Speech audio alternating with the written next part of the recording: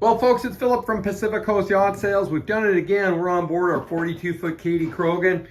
It's a 1982 model. It's a beautiful boat. I sold this boat to the owners a number of years ago. Their mission was to go to Alaska. They did it. And in the meantime, they upgraded the boat through their ownership.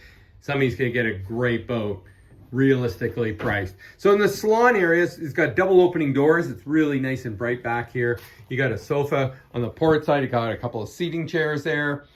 You got a dinette table that locks up against the bulkhead there, but rolls out to create great eating space. Samsung TV set, lots of natural light, and double opening doors so that the back of the boat becomes fully usable space while you're on board. So as we look into the galley area, it's got a fridge freezer component there, lots of storage.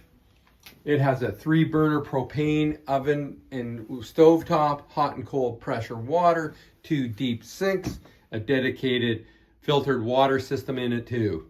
What a great looking boat. PacificCoastYachtSales.com, 604-708-1980. We've been doing this for over 30 years. We're bonded and licensed in Washington State, and we're certified brokers in British Columbia.